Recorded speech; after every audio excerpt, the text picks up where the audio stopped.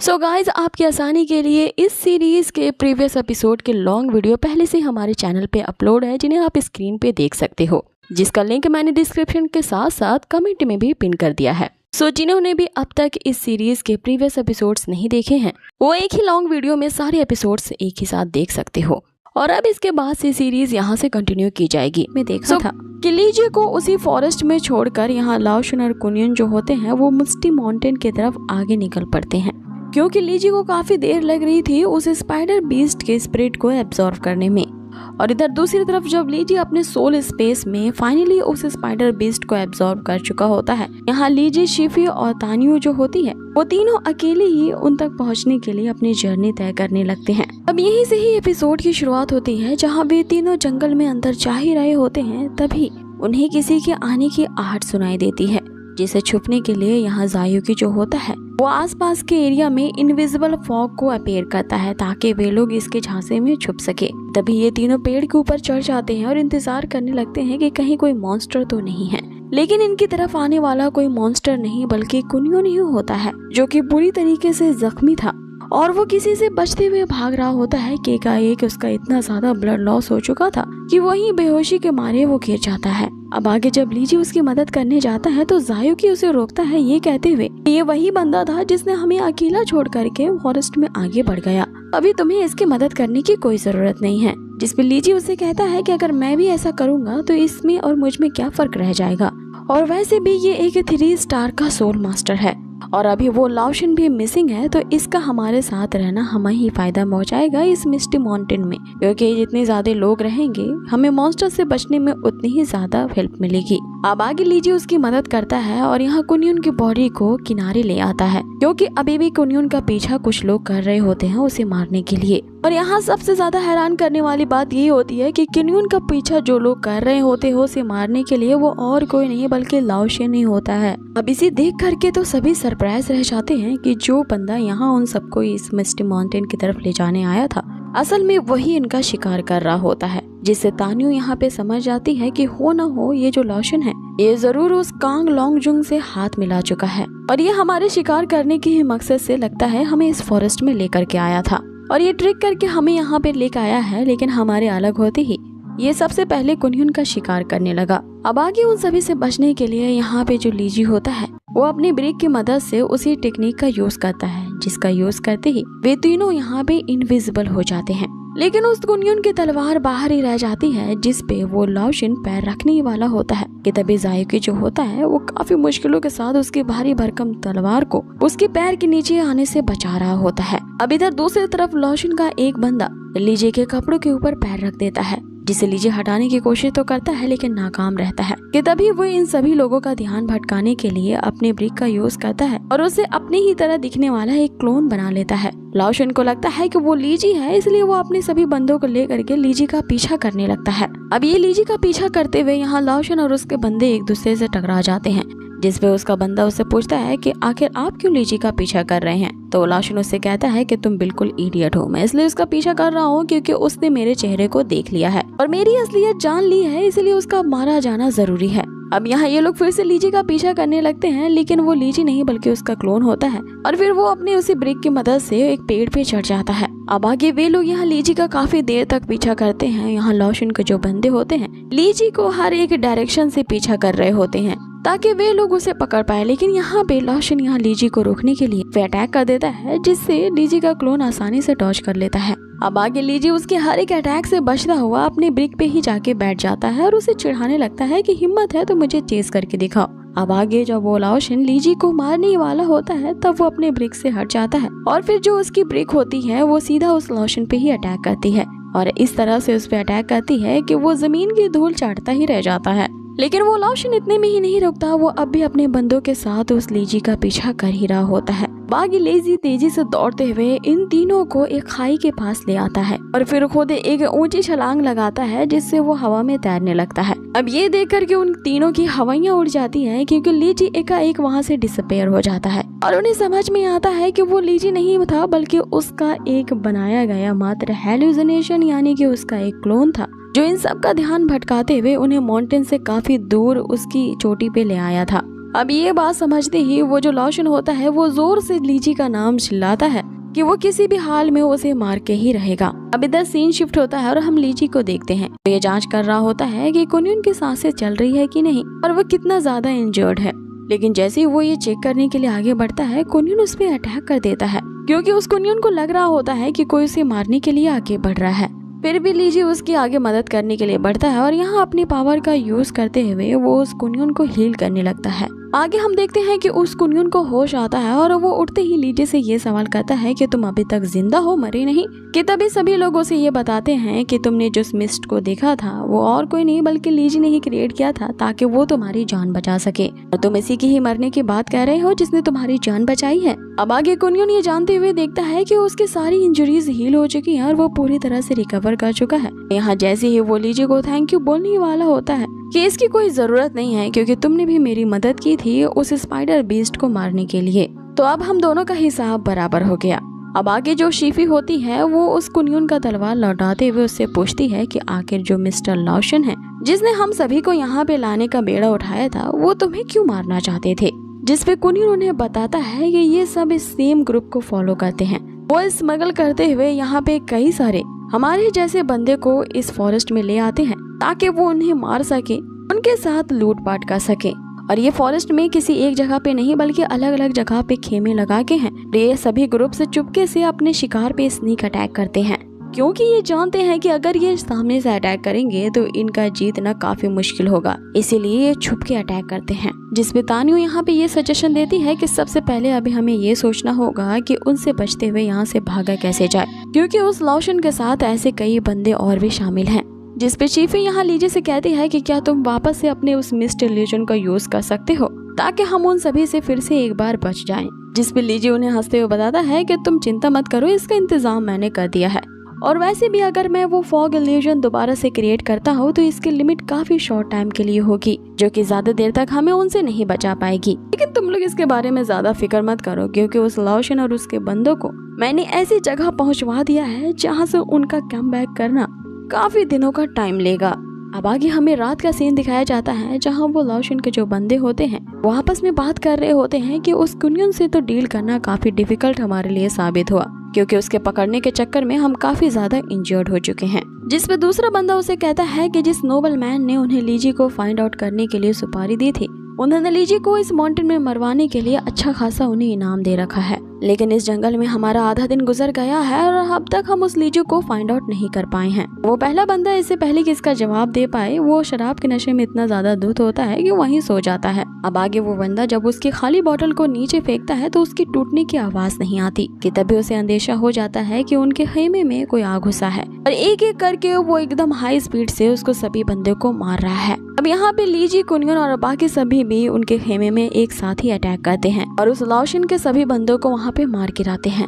अब जैसे ही यहाँ पे तानियो और कुनियन आगे बढ़ते हैं उनके खेमे की तरफ, और भी बहुत सारे बंदे वहाँ पे इकट्ठा हो जाते हैं जो इन दोनों को चारों तरफ से घेर लेते हैं। कि तभी वहाँ लीजी के ब्रिक की एंट्री होती है और वो उस हर एक बंदे को उसी ब्रिक से मारते हुए वहाँ पे ढेर कर देता है। और लास्टली वहाँ पर अब एक ही बंदा बचता है जो उस ब्रिक से फाइट करने के लिए उससे तलवारबाजी करने लगता है। लेकिन यहाँ लीजी की जो ईंट होती है वो काफी ज्यादा शानदार होती है, वो उस बंदे को पीछे से अटैक करती है और वो इकलौता वहाँ पे गार्ड करने वाला बंदा जो होता है वो भी ढेर हो चुका होता है। अब आखिरी में वो जो बेवड़ा बचा होता है वो अपने सभी बंदे को इस तरह से ढेर पड़ा देख करके अपने आप को ही एक पंच मारता है और खुद बेहोश हो जाता है। इस पे जायोकी यहाँ लीजी से कहता है कि ये सभी बंदे यहाँ पे 3 स्टार के सोल मास्टर थे और कमाल की बात यह है कि इन सभी को हमने इतनी आसानी से हरा दिया। अब यहाँ कुनियन लीजी के बारे में सोच रहा होता है कि ये बंदा तो वाकई में कमाल का है, और सेम इसी तरह से लीजी कुनियन के बारे में सोच रहा होता है कि इसने तो वाकई में कमाल कर दिया। अब आगे वे सभी उनके टेंट के अंदर जाते हैं जहाँ पे उन्हें ढेर सारे सोने की मोहरें दिखती हैं,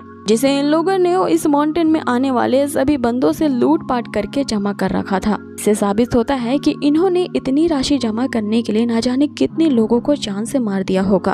अब आगे वे लोग टेंट के अंदर और भी तहकीकात करते हैं जहाँ पे लीजी को मिस्टी माउंटेन का एक पूरा नक्शा उसे दिखता है, जिसे वो अपने साथ रख लेता है ताकि आगे की जर्नी में उसे मदद मिल सके। अब आगे यहाँ जायोकी को उसी ट्रेजर बॉक्स में एक हेवनली थंडर सोल क्रिस्टल मिलता है। इसके बारे में वो लीजी को बताता है, जिसपे लीजी पूछता है कि आखिर ये क्या चीज है, जिसपे जायुकी उसे बताता है कि आजकल के दिनों में ये जो थंडर क्रिस्टल हैं वो काफी ज्यादा रेयर माने जाते हैं और ये सिर्फ उसी जगह पे पाए जाते हैं जहाँ पे कई सारे थंडर एलिमेंट्स होते हैं। जिसपे लीजी जायुकी से पूछने लगता है कि आखिर इस क्रिस्टल में ऐसी क्या खास बात है जिसके कारण तुम इतना एक्साइटेड हो रहे हो। तो जायुकी उसे बताता है कि मास्टर, इस हेवनली थंडर सोल क्रिस्टल का यूज करके आप फायर को रिफाइन कर सकते हो। अब ये सुनते हुए यहाँ पे लीजी चौंक जाता है कि इसका यूज करके वो आसमान को जला सकता है ताकि हेवन को दोबारा से रिक्रिएट कर सके।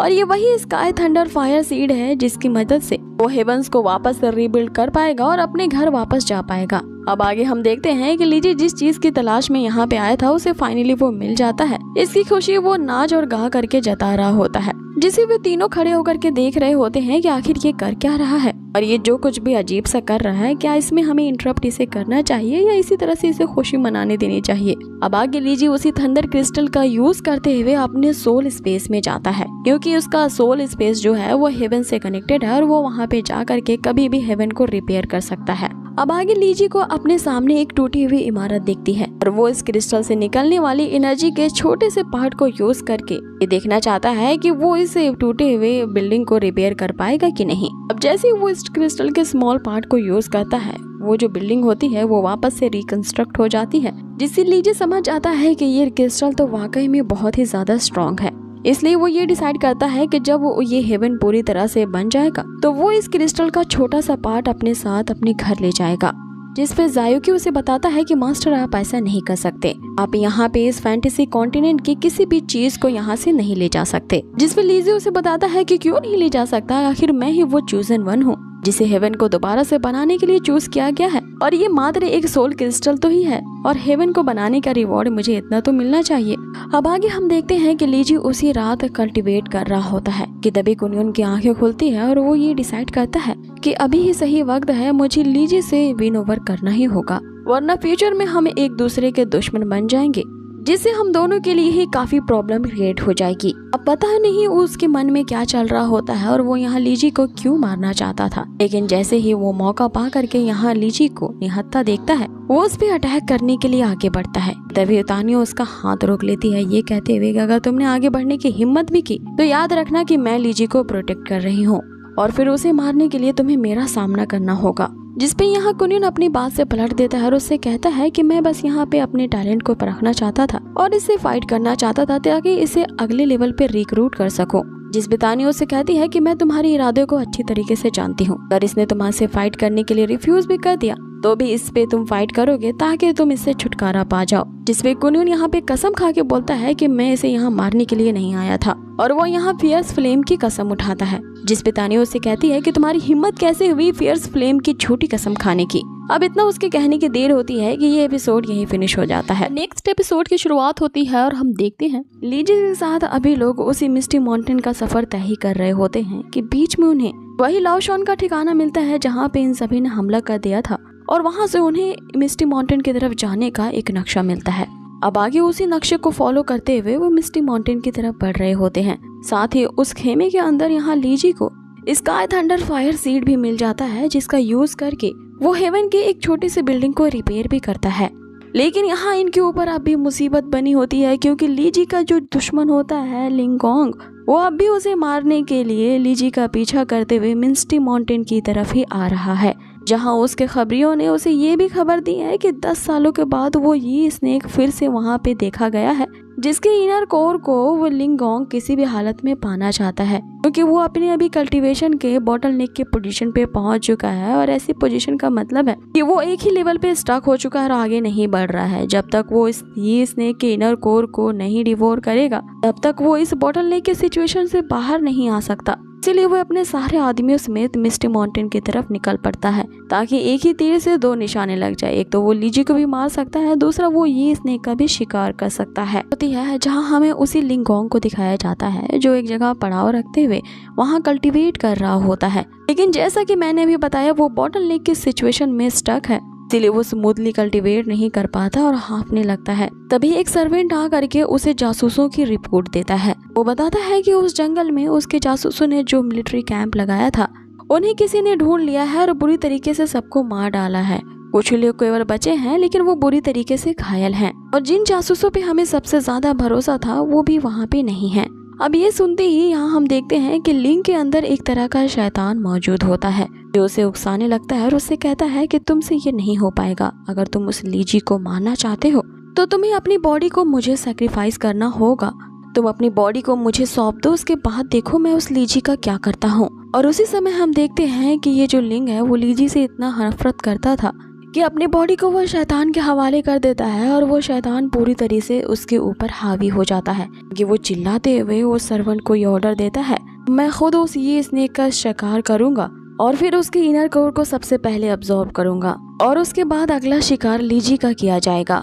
अब आगे हमें रात का सीन दिखाया जाता है जहाँ लीजी के साथ उसके साथी जो होते हैं वो आराम कर रहे होते हैं। यहाँ जो कुनियन होता है वो अपनी सफाई पेश कर रहा होता है कि हाँ, उसने थोड़ी देर पहले लीजी को जान से मारने का तो इरादा किया था और ये मेरे लिए नहीं था बल्कि ये हमारी ही भलाई के लिए था, क्योंकि रॉयल फैमिली में हमें बस यही सिखाया जाता है कि जो तुमसे ज्यादा स्ट्रॉन्ग है वो अगर तुम्हारी पोजीशन लेने के लायक है तो उसे पहले खत्म कर डालो। अब आगे यहाँ कुनियन अपनी सच्चाई बताते हुए कहता है कि वो एक्चुअल में सेकंड प्रिंस है यानहू किंगडम का। किंग यानहू उनके पिता है और वो उनका दूसरा बेटा है और मेरा इस मिस्टी माउंटेन में आने का बस यही इरादा है कि मैं उस नाकाबंदी को यहाँ पे क्रॉस करने आया हूँ। मीन्स के यहाँ मिस्टी माउंटेन की तरफ से जाने वाला जो उसका यानहू किंगडम होता है वहाँ पे किसी तरह की घेराबंदी होती है, वो उसे क्रॉस करके अपने किंगडम वापस जा रहा था।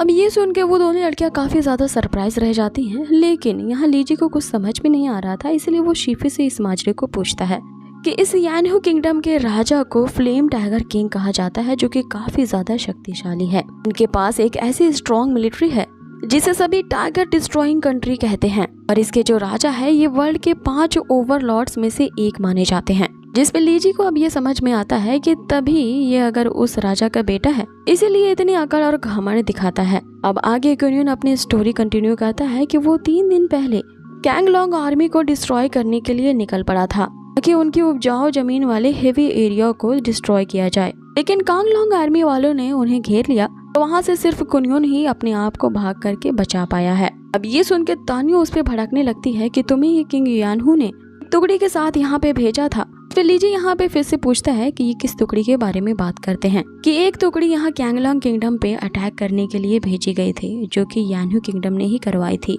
यानहू किंगडम ने उस विंग्ड स्नेक के साथ हाथ मिला लिया था और ये दोनों ही साथ में अटैक करने के लिए कैंगलोंग किंगडम पे आए थे और उन दोनों ही की तरफ के जो राजकुमार होते हैं उन्हें एक तरह की प्रतिज्ञा भी दिलाई गई थी। सारे लोग उसी प्रतिज्ञा के बारे में ही चर्चा कर रहे थे तो मुझे लगा था ये किसी तरह का रूमर है और सच नहीं है, लेकिन आज इसकी बात सुनकर के तो लगता है कि ये सच था। अब आगे कुनलुन ये एक्सेप्ट कर लेता है कि वो ही उस सेना की टुकड़ी को लेकर के आया था। इस पे तानियो से कहती है कि वो तुम ही थे जो वहाँ से भाग गए थे, जिसकी सजा मेरे फादर को मिली क्योंकि मेरे फादर वहीं के ही डिप्टी कमांडर थे जो कि ताइकांग कंट्री के प्रिंस मैंशन आर्मी को संभालते थे और वो तुम्हें ही पकड़ने के लिए 3 दिनों से लगातार पीछा कर रहे थे, लेकिन तुम वहाँ से भाग निकले और मेरे फादर पर सारा इल्जाम आ गया कि उन्होंने तुम्हें भगाने में तुम्हारे साथ कोलैबोरेशन की है और दुश्मनों के साथ हाथ मिला लिया है किसी भारी रिवॉर्ड को पाने के लिए। और उसी रात राजा ने उन्हें ये सजा सुनाई कि उन्हीं के घर में आकर के उनके सर को उनके धड़ से अलग कर दिया और वो मुझे भी मारने वाले थे, लेकिन लकीली मैं वहाँ से भाग गई थी। मेरे फादर के मौत के कारण के साथ साथ मेरी फैमिली को उजाड़ने के लिए वजह भी तुम ही हो, इसीलिए मैं उनका बदला लेकर के रहूंगी और तुम्हें नहीं छोड़ूंगी। अब ऐसा कहते हुए तानियो उस पर अटैक करने लगती है और कुनियन उसके अटैक को डिफेंड कर रहा होता है, ये कहते हुए सब अपनी मर्जी के मालिक होते हैं और सबके अपने अपने रीजंस होते हैं। अगर मैं वहाँ पे पकड़ा जाता तो वे लोग मुझे मार डालते, इसलिए मैं तो अपनी जान बचा करके वहाँ से भागा था और ये मैं नहीं था जिसकी वजह से तुम्हारे फादर मारे गए। कुनियन यहाँ पे तानियो को शांत करवाने की कोशिश तो करता है, लेकिन अब उस पे बदले की भावना इतना ज्यादा चढ़ गई थी कि वो अब किसी भी हालत में यहाँ कुनियन को जान से मार डालना चाहती थी। आगे तानियो से लगातार यही कह रही होती है कि मेरे फादर के साथ जो नाइंसाफी हुई है उसके जिम्मेदार सिर्फ तुम ही हो।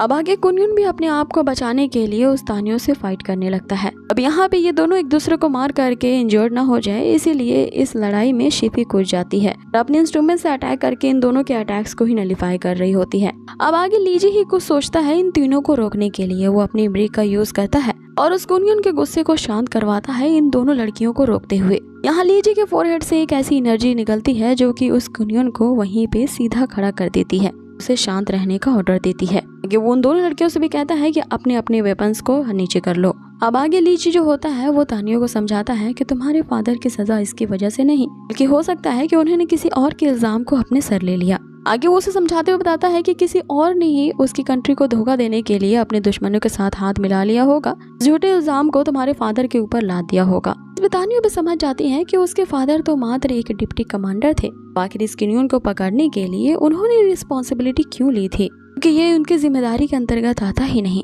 जिसमें कुनियन भी उसे कहता है कि तुम सही सोच रही हो, जिन लोगों ने उस रात तुम्हारे घर पे रेड डाला था वही तुम्हारे असली दुश्मन है, ना कि मैं हूँ। जिसपे तानियो उसे कहती है कि बस उस समय तक वेट कर लो जब मैं पूरी सच्चाई का पता ना लगा लूं, उसके बाद मेरी लाइफ में हुए एक एक नुकसान का मैं तुमसे गिन गिन करके बदला लूंगी। जिसपे कुनियन भी कहता है कि ठीक है, तो पहले सच्चाई का पता लगा लो, फिर देखते हैं कि कौन यहाँ पे दोषी ठहराया जाता है। अब आगे इनके बीच थोड़ी जो मिसअंडरस्टैंडिंग होती है ये सॉल्व होती है और अब ये सभी अपने आगे की जर्नी तय करने के लिए साथ में बढ़ते हैं। अब आगे दिन जो चढ़ाया होता है, लेकिन फिर भी उस जंगल में धूप की एक रोशनी नहीं दिखती और चारों तरफ से मानो अंधेरा ही छाया हुआ रहता है। अब ये लोग उसी मैप को फॉलो करते हुए जंगल में आगे बढ़ रहे होते हैं। इन काफी देर अंदर जाने के बाद इन्हें ये पता चलता है कि ये बस गोल गोल घूम रहे हैं और अब ये पूरी तरह से अपना रास्ता भटक चुके हैं। लेकिन अब अचानक से वे लोग ऐसे पड़ाव पे पहुंचते हैं जो कि डेड एंड होता है, वहाँ से आगे जाने का रास्ता ही नहीं होता। तभी लीजू को वहाँ पे कुछ अजीब सी चीज होने का एहसास होता है। वो एक पेड़ पे देखता है कि एक पॉइजन जैसा लिक्विड उससे टपक रहा होता है, तो वो समझ जाता है कि यहाँ आसपास कोई न कोई मॉन्स्टर जरूर है।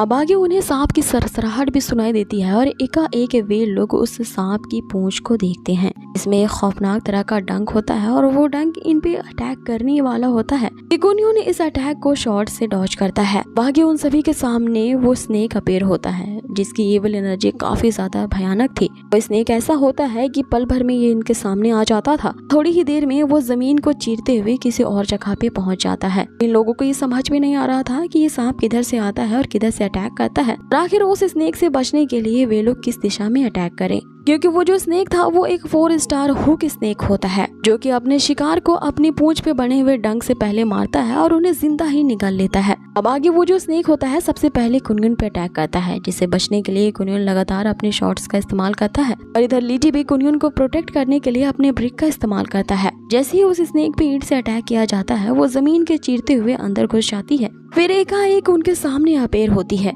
अब आगे कुनियन के साथ यहाँ शीफी भी अपने इंस्ट्रूमेंट से उस स्नेक पे लगातार अटैक कर रही होती है, लेकिन इस अटैक का उस स्नेक पे जरा भर भी इफेक्ट नहीं होता। वो स्नेक इन सभी से छुपते हुए अचानक से फिर से पीछे से हमला करता है, लेकिन अब की बार जो जायुकी होता है वो उस स्नेक को देख लेता है और एन मौके पे यहाँ लीजी शीफी को बचाते हुए उस स्नेक पे अपने ब्रिक से अटैक करता है, जिससे वो स्नेक थोड़ी देर के लिए चकरा तो जाता है, लेकिन फिर से वो उनके ऊपर अपने पॉइजन से अटैक करने के लिए बढ़ता है। लेकिन यहाँ जो तान्यू होती है इस अटैक को डॉज कर लेती है और लीजी और शीफी को बचा लेती है। अब आगे हम देखते हैं कि तान्यू और कुनियन लगातार उस स्नेक पे अपने शॉट से अटैक कर रहे होते हैं, लेकिन फिर से वो स्नेक इनके अटैक से बचते हुए वो जमीन के अंदर चली जाती है।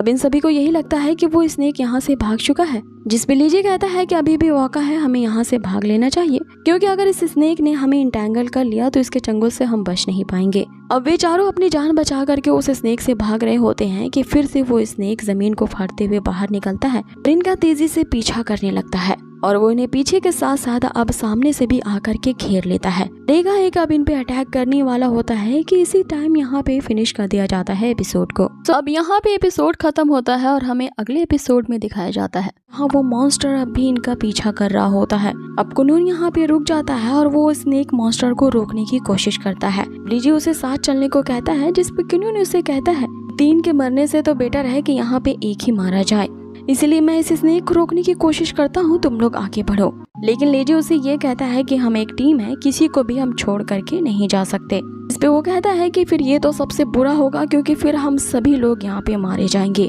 आगे लीजी अपनी ब्रिक का इस्तेमाल करते हुए वो जायुकी को ये ऑर्डर देता है कि वो मिस्ट इल्यूजन का इस्तेमाल करे। अब उस इल्यूजन से वहाँ इतनी ज्यादा धुंध फैल जाती है कि इन लोगों को थोड़ा और टाइम मिल जाता है उस स्नेक मॉन्स्टर से भागने के लिए। अब आगे जायुकी उस स्नेक मॉन्स्टर को और थोड़ी देर रोकने के लिए एक शैडो फॉक्स का इल्यूजन भी तैयार करता है, जो कि सीधा उस स्नेक मॉन्स्टर से जा भिड़ता है। अब यहाँ इन दोनों की फाइट हो रही होती है, इसी का फायदा उठा करके ये सभी वहाँ से भागते हैं, लेकिन ये जान रहे होते हैं कि वो धुंध ज्यादा देर तक उस स्नेक को वहाँ रोक नहीं पाएगी। यहाँ भागते हुए शीफी कह रही होती है कि उसने एक खास बुक में इस मॉन्स्टर स्नेक के बारे में पढ़ा था ऐसे मॉन्स्टर जो होते हैं वो किसी को भी आसानी से उसकी स्मेल से ट्रैक कर सकते हैं, इसीलिए हम इससे ज्यादा देर तक भाग नहीं सकते, ये हमें फिर से पकड़ लेगा। जिसपे तानी उसे कहती है कि बेटर तो यही होगा कि हमें रुक के इससे फाइट करनी चाहिए। जिसपे लीजी उसे कहता है कि हमें यहाँ जोश से नहीं बल्कि होश से काम लेना चाहिए। अगर हम अभी साथ मिलकर इससे फाइट करें तो हमारी हार यहाँ पक्की होगी। कि तभी जायोकी उसे बताता है कि उसे सामने से कोई आता हुआ हमारी ही ओर दिख रहा है और वो अपनी स्पिरिचुअल आई का यूज करके ये पता लगा लेता है कि वो बंदा और कोई नहीं बल्कि लाओशन ही है, क्योंकि अपने बंदों के साथ इधर ही आ रहा है। अब ये लाओशन वही बंदा होता है जो कि इन सभी को इस मिस्टी माउंटेन में लाया होता है और यहाँ इन सभी को मारने के लिए उसने पहले से ही किसी से कॉन्ट्रैक्ट लिया होता है। इस पे लीजी को एक आइडिया सूझता है और वो अपने ब्रेक को यहाँ कुनियोन को थमाते हुए उसके कानों में कुछ कहता है, जिससे वो उसके प्लान को फॉलो करते हुए लाओशन की तरफ दौड़ पड़ता है। अब जैसे ही लाओशन उसे देखता है उस पर अटैक करने के लिए वो आगे बढ़ता है, लेकिन वहीं पे जो कुनियोन होता है उस ब्रिक का यूज करता है और वहाँ पे चारों तरफ मिस्ट इल्यूजन को फैला देता है। वहाँ फैली चारों तरफ की धुंध में आगे कुनियोन कहाँ गया है लाओशन को पता नहीं चलता और वो उसे ढूंढने लगता है। और इधर दूसरी तरफ वो मॉन्स्टर स्नेक भी इन्हीं की तरफ बढ़ रहा होता है। अब आगे इन दोनों के बीच में हम कुनियोन को खड़ा पाते हैं जो कि डर से कांप रहा होता है और इधर कुनियोन पे अटैक करने के लिए पहले उधर से मॉन्स्टर स्नेक बढ़ता है और दूसरी तरफ से वो लाओशन बढ़ता है और ये दोनों ही एक दूसरे के साथ टकरा जाते हैं। लाओशन वहाँ पे गलती से उस स्नेक पे ही अटैक कर बैठता है, जिसपे वो स्नेक यहाँ गुस्से से उस लाओशन पे दहाड़ता है। हमें पता चलता है कि बीच में जो कुनियोन खड़ा था वो तो कुनियोन था ही नहीं बल्कि उसका क्लोन था जो कि ब्रेक ने बनाया था। अब आगे कुनियोन अपने ही क्लोन को हैंडसम कहता हुआ वहाँ से ये लोग चले जाते हैं। अब यहाँ सीन कट होता है और हमें लीजी के ही उस अंकल को दिखाया जाता है जो कि अपनी इस फैमिली का हेड बनने के लिए लीजी को ही मरवाने की कोशिश कर रहा है और उस लिंगोंग के साथ मिला है। यहाँ पे लीजी का अंकल को शक हो रहा होता है कि वो पूरी तरह से उस लिन फैमिली पे भरोसा नहीं कर सकते, क्योंकि हो सकता है कि लीजी को मरवाने के बाद भी वो अपनी बात से मुकर जाए और उस लिंगोंग ने जो उसे रिवॉर्ड देने का वादा किया है वो उसे ना दे।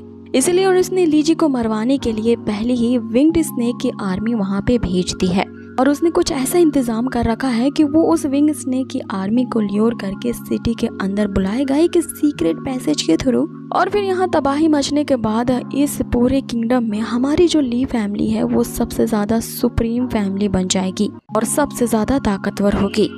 जिसपे वो बंदा उसे कह रहा होता है कि अभी भी हमारी फैमिली में कुछ ऐसे लोग हैं जो कि आपके फैसले को इनकार करेंगे। अब ये यहाँ पे लीजी के कजन लिंगलोंग और उसकी माँ की बात कर रहे होते हैं। इसपे वो अंकल उससे कहता है कि जब ऐसा ही है तो दोनों माँ बेटी को मरवा डालते हैं, क्योंकि अब कोई भी हमारी इस फैमिली के आड़े नहीं आ सकता, चाहे वो मेरी बहन ही क्यों ना हो। इस बंदे के दिल में थोड़ी दया बची हुई होती है, इसलिए वो उस अंकल से कहता है कि आप अपनी ही बहन और भांजी को कैसे मरवा सकते हैं। जिसपे वो अंकल जोरदार एक तमाचा उसे जड़ देता है, ये कहते हुए कि वो फैमिली के ओवरऑल वेल्थ को देखते हुए इस औरत की मेरे सामने कोई औकात नहीं है, क्योंकि उस अंकल ने पहले से ही उस विंग्ड स्नेक के जनरल से सौदा पक्का कर दिया है, कभी भी इस सिटी में उसकी आर्मी आकर के अटैक कर सकती है। तभी अचानक से इनकी बातें कोई बाहर से सुन लेता है। तब ये दोनों बाहर आके देखते हैं तो उन्हें कोई नहीं दिखता, लेकिन इनकी बातें सुनने वाली और कोई नहीं बल्कि लिंगलोंग होती है। ये वो अपने पेट को ये कहते हुए लीजी के पास भेजती है कि वो जल्द से जल्द यहाँ आ जाए और मुझे और मेरी माँ को बचा ले।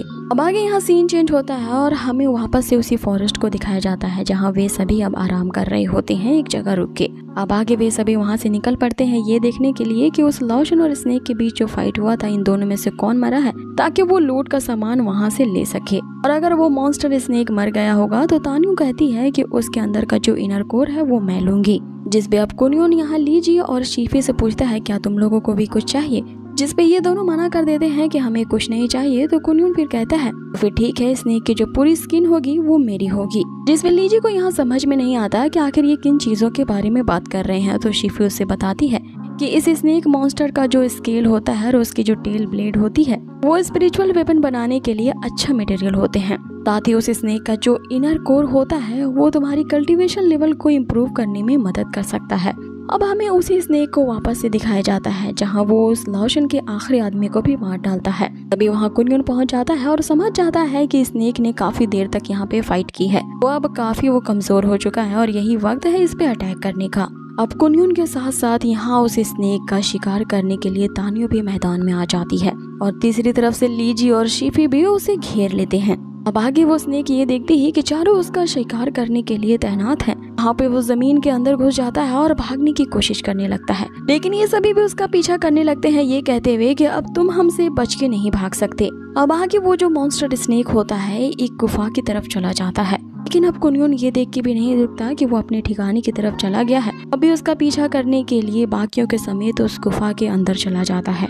अब गुफा के अंदर अंडरग्राउंड में एक नदी बह रही होती है, जिसने उस स्नेक की गंध को पूरी तरह से खत्म कर दिया होता है, और इन लोगों को समझ में नहीं आता कि अब वो स्नेक मॉन्स्टर किस ओर गया होगा। तभी वो अचानक से ऊपर छुप के घात लगाए बैठा होता है और इन पे हमला करता है। यहाँ लीजी उसे रोकने के लिए अपने ब्रिक का इस्तेमाल करता है और बारी बारी से ये सभी भी अपने अपने वेपन से उस स्नेक पे लगातार अटैक कर रहे होते हैं, लेकिन उस मॉन्स्टर की चमड़ी इतनी मोटी होती है कि कुनयुन की जो शॉट होती है वो उसे चीर नहीं पाती। इधर दूसरी तरफ से तानियो और शिफी जो होते हैं वो लगातार अपने वेपन से उस स्नेक पे अटैक कर रहे होते हैं, लेकिन इन अटैक्स का भी उस स्नेक पे ज्यादा इफेक्ट नहीं पड़ता। जैसे ही वो स्नेक अपना बड़ा सा मुंह फाड़ते हुए लीजी को सॉलो करने के लिए आगे बढ़ता है, लीजी अपने ब्रिक का यूज करके एक भयानक सा अटैक उसके ऊपर करता है, जिससे वो स्नेक मॉन्स्टर वहीं पे ढेर हो जाता है। बाकी जैसे ही वो स्नेक मरता है, यहाँ तानियो और कुनयुन उसकी तरफ ऐसे दौड़ रहे होते हैं जैसे उन्हें कोई खजाना मिल गया हो। यही बात कुनयुन जो है शिफी से पूछता है कि ये स्नेक कितना घिनौना है और चिपचिपा है,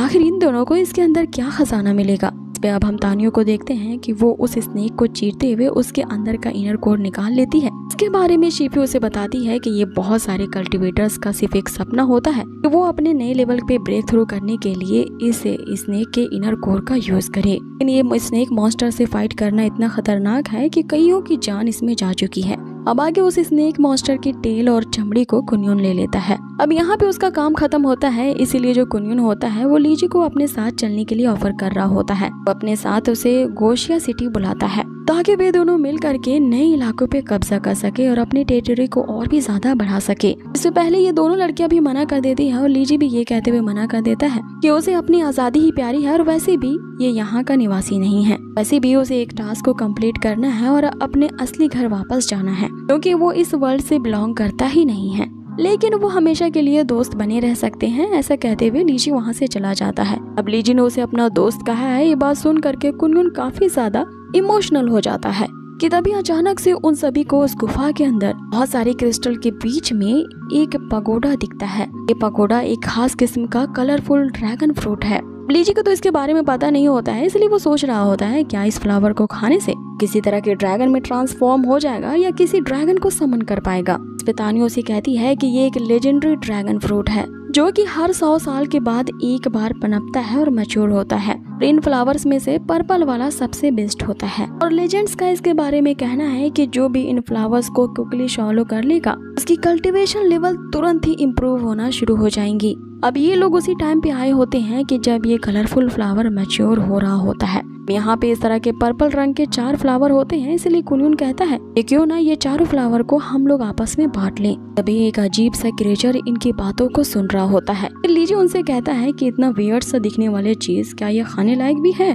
कि तभी उनके सामने वो क्रिएचर आ धमकता है जो कि उस स्नेक मॉन्स्टर से भी ज्यादा भयानक है। वो क्रिएचर उनके सामने अपेयर होता है जो कुछ ड्रैगन और स्नेक के डीएनए से बना है। इस क्रिएचर को देख करके सभी की डर के मारे हालत खराब हो जाती है और उस क्रिएचर की जोर की दहाड़ के साथ ही इस एपिसोड को यहीं फिनिश कर दिया जाता है। अब नेक्स्ट एपिसोड की शुरुआत होती है और हम देखते हैं एपिसोड में देखा था उस गुफा के अंदर बहुत सारे क्रिस्टल के बीच में एक पगोडा दिखता है। ये पगोडा एक खास किस्म का कलरफुल ड्रैगन फ्रूट है। लीजी को तो इसके बारे में पता नहीं होता है, इसलिए वो सोच रहा होता है क्या इस फ्लावर को खाने से किसी तरह के ड्रैगन में ट्रांसफॉर्म हो जाएगा या किसी ड्रैगन को समन कर पाएगा। इस पे तानियो से कहती है कि ये एक लेजेंडरी ड्रैगन फ्रूट है जो कि हर 100 साल के बाद एक बार पनपता है और मैच्योर होता है। इन फ्लावर्स में से पर्पल वाला सबसे बेस्ट होता है और लेजेंड्स का इसके बारे में कहना है कि जो भी इन फ्लावर्स को क्विकली फॉलो कर लेगा उसकी कल्टीवेशन लेवल तुरंत ही इम्प्रूव होना शुरू हो जाएंगी। अब ये लोग उसी टाइम पे आए होते हैं कि जब ये कलरफुल फ्लावर मैच्योर हो रहा होता है।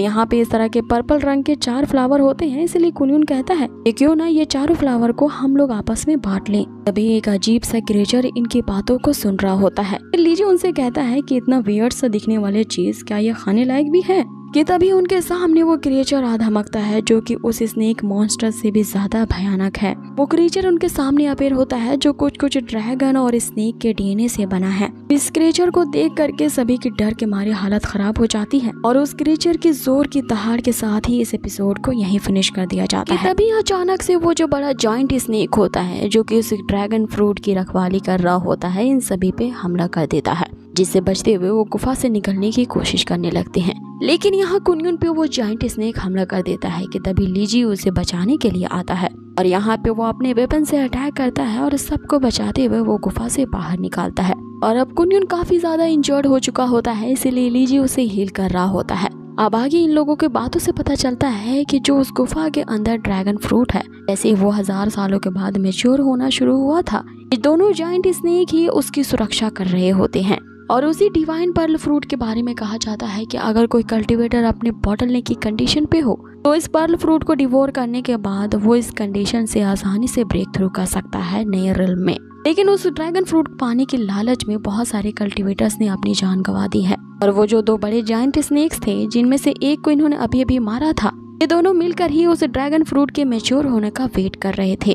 क्योंकि जब भी 1000 साल के बाद वो ड्रैगन फ्रूट मैच्योर होता है, ये जो स्नेक मॉन्स्टर होते हैं वो अपने पित्त से इस फ्रूट को नरिश करते हैं और तब तक दिन रात उस फ्रूट की प्रोटेक्शन करते रहते हैं जब तक वो मैच्योर नहीं हो जाता। अब ये सुनते ही लीजी उल्टी करने लगता है कि उसे उस फ्रूट को खाना होगा जो कि स्नेक के बाइल से नरिश हुआ है। मतलब कि उसे अपने आप को ब्रेक थ्रू करवाना है तो उसे स्नेक के पित्त को खाना पड़ेगा। जिस पे कुनयुन उसे कहता है कि इतना ज्यादा ओवर रिएक्ट करने की जरूरत नहीं है क्योंकि ये जो प्रोडक्ट होते हैं वो काफी रेयर होते हैं, 1000 साल में एक बार पैदा होता है। अब आगे तानियो जो होती है उनसे कहती है कि अगर हमें अपने 4 स्टार के एडवांस लेवल पे पहुंचना है, हमें वो ड्रैगन फ्रूट चाहिए जिसकी रखवाली वो स्नेक मॉन्स्टर कर रहे हैं। इसके लिए हमें प्लान बनाना होगा ताकि वो ल्योर करके उस स्नेक को बाहर ला पाए। जैसे ही वो स्नेक मॉन्स्टर इन पे अटैक करने के लिए बाहर निकलेगा, इनमें से कोई अंदर जा करके उस ड्रैगन फ्रूट को ले आएगा। सभी लोग अपने नेक्स्ट लेवल के पे ब्रेक थ्रू करने की बातें कर रही होती है, लेकिन शीफी इससे काफी ज्यादा उदास होती है क्योंकि वो नेक्स्ट लेवल पे ब्रेक थ्रू कर ही नहीं सकती क्योंकि अभी भी उसके अंदर की जो स्पिरिट है अवेकन नहीं हुई है। और लीजी के साथ वो इतने खतरनाक सफर पे इसीलिए तो आई है ताकि लीजी उसके अंदर के स्पिरिट को अवेकन कर सके। आगे ये लोग प्लान बनाते हुए कि इन्हें कल उस स्नेक मॉन्स्टर को कैसे ल्योर करना है। रात काफी हो चुकी होती है इसलिए वो रेस्ट करने लगते हैं। अब आगे सभी सो रहे होते हैं लेकिन लीजी शीफी को जगा हुआ देखता है, इसीलिए वो उसके पास जाता है और उसे कंसोल करने की कोशिश करता है। इवन कि वो उसे गाना गा के भी सुनाता है ताकि शीफी का मूड अच्छा हो सके क्योंकि वो अपने स्पिरिट को ना अवेकन करने की वजह से बहुत सैड होती है। अब यहाँ ये दोनों एक दूसरे के साथ काफी अच्छा रोमांटिक टाइम बिताते हैं। यहाँ लीजी पहली बार अपनी स्पिरिट जो जायोकी होता है उससे मिलवाता है। जायोकी शीफी से मिलकर काफी खुश होता है और उसे बताता है कि मैं लीजी की सोल हूँ, मैं दुनिया का अभी तक का सबसे क्यूटेस्ट स्पिरिट हूँ जो कि अपने मास्टर के ब्रेक थ्रू का इंतजार कर रहा है ताकि मैं अपनी रियल फॉर्म में आ सकूं।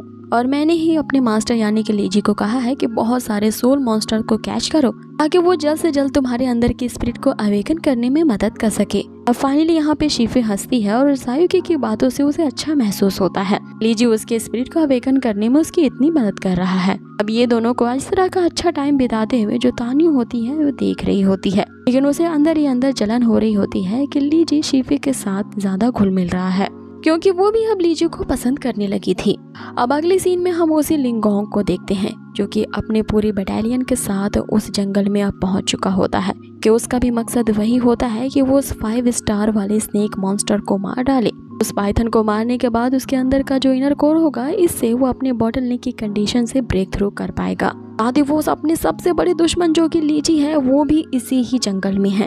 उसे मारने के लिए ही वो इतने सारे लोगों को लेकर के आया है। अब आगे एक सर्वेंट आकर के उसे आसपास उसी पाइथन की होने की खबर बताता है। तो लिंगोंग अब सभी को सतर्क कर देता है ताकि वो उसका शिकार कर पाए कि तभी लाओ शेन यहाँ पे उससे मिलने के लिए आता है। उसके साथ एक दिन पहले क्या हुआ था वो अपनी सारी घटना को यहाँ पे बताता है, किस तरह से उस लीजी और कुनयुन ने मिल करके उसे बेवकूफ बनाया, उसे जाइंट से स्नेक के सामने उसे ला खड़ा करवाया ताकि वो जाइंट स्नेक इसको मार डाले। लेकिन उस बड़े से स्नेक ने इसके सभी आदमियों को मार डाला। तो वो काफी लकी निकला कि वो उस स्नेक के अटैक से बच गया। इसीलिए वो लिंगलोंग के साथ यहाँ कॉर्पोरेट करने के लिए आया है क्योंकि इन दोनों का दुश्मन एक ही है, इसलिए मिल करके उसका शिकार करेंगे। अब आगे वो लाओशन भी अपने आदमियों की मौत का बदला लीजी और उस कुनयुन से लेना चाहता था, इसीलिए वो लिंगोंग से यहाँ हाथ मिलाने आया होता है। अब यहाँ ये लिंगोंग तो इसी मौके की तलाश में था, इसलिए वो लाओशन के इस ऑफर को एक्सेप्ट कर लेता है और यहाँ उसे हाथ मिला लेता है, ये कहते हुए कि सबसे पहले उस जायंट स्नेक को हमें ल्योर करके बाहर निकालना होगा और उसे मारने के बाद हम दोनों मिल करके उस लीची का सफाया करेंगे।